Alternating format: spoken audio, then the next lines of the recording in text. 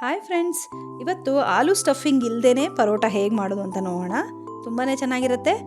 ಹೇಗೆ ಮಾಡೋದು ನೋಡೋಣ. ನಾನೊಂದು 2 ಆಲೂಗಡ್ಡೆನ ಬೇಯಿಸಿ ಇಟ್ಕೊಂಡಿದ್ದೀನಿ.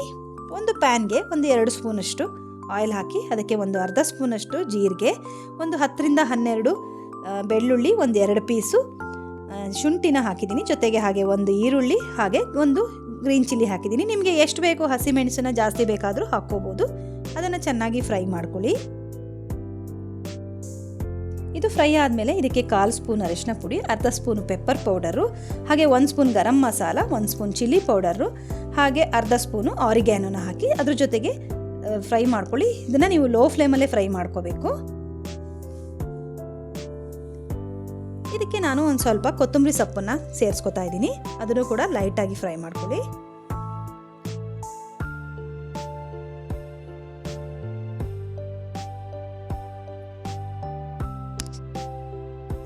ಈಗ ಇದನ್ನು ನಾನು ಮಿಕ್ಸಿ ಜಾರ್ಗೆ ಹಾಕ್ಕೊಂಡು ಇದನ್ನು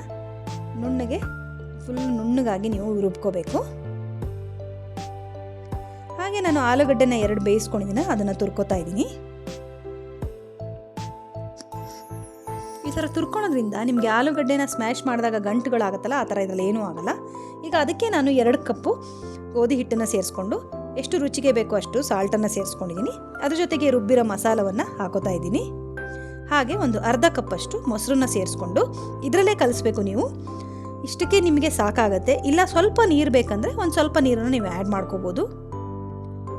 ನೀವು ಜಾಸ್ತಿ ಗೋಧಿ ಹಿಟ್ಟನ್ನು ತಗೊಂಡ್ರೆ ನೀವು 1 ಕಪ್ಪಷ್ಟು ಮೊಸರು ತೊಗೊಳ್ಳಿ. ಹಾಗೆ ಮಸಾಲ ಐಟಮ್ನು ಕೂಡ ಸ್ವಲ್ಪ ಜಾಸ್ತಿ ತೊಗೊಂಡು ಮಾಡಿಕೊಂಡ್ರೆ ನೀವು ನೀರು ಸೇರಿಸ್ಕೊಳೋ ಅವಶ್ಯಕತೆ ಬರೋಲ್ಲ.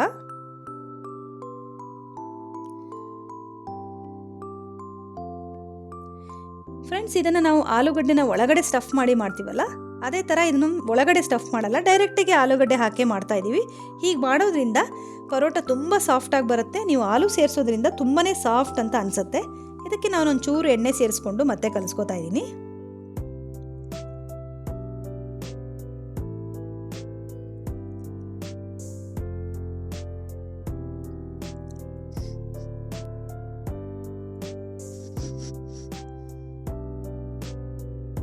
ಈಗ ಅದರ ಮೇಲೆ ಸ್ವಲ್ಪ ನೀವು ಆಯಿಲ್ ಹಚ್ಚಿಬಿಟ್ಟು ಒಂದು ತಂಡಿ ಬಟ್ಟೆನ ಮುಚ್ಚಿಬಿಟ್ಟು ಒಂದು 15 ನಿಮಿಷಗಳ ಕಾಲ ಇಡಿ.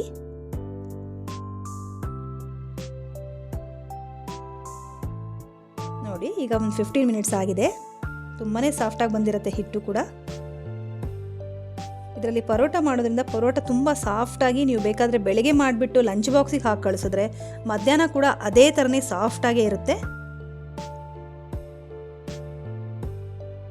ಸ್ವಲ್ಪ ಹಿಟ್ಟು ಹಾಕ್ಕೊಂಡು ಇದನ್ನು ಲಟ್ಸ್ಕೊಳ್ಳಿ.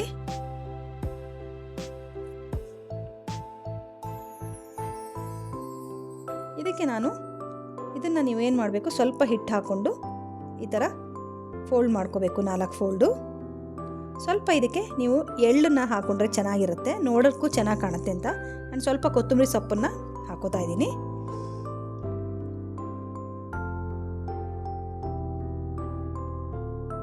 ಯಾವ ಶೇಪ್ ಬೇಕು ಮಾಡ್ಕೊಳ್ಳಿ ನೀವು.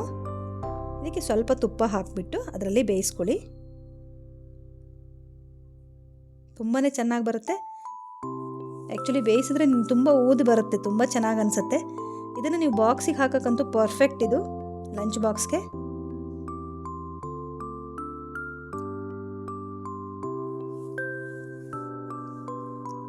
ಇದು ನೀವು ಆ ಥರ ಫೋಲ್ಡ್ ಮಾಡೋದ್ರಿಂದ ಹಿಟ್ಟು ಹಾಕ್ಕೊಂಡು ಲೇಯರ್ ಆಗಿ ತುಂಬಾ ಚೆನ್ನಾಗಿ ಬರುತ್ತೆ.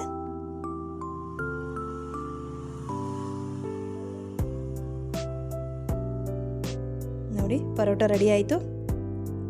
ಟೇಸ್ಟಿಯಾದಂತಹ ಪರೋಟ, ಆಲೂ ಪರೋಟ ನಿಮಗೆ ತುಂಬ ಇಷ್ಟ ಆಗುತ್ತೆ. ಇದನ್ನು ಮನೆಯಲ್ಲಿ ಟ್ರೈ ಮಾಡಿ ನೋಡಿ.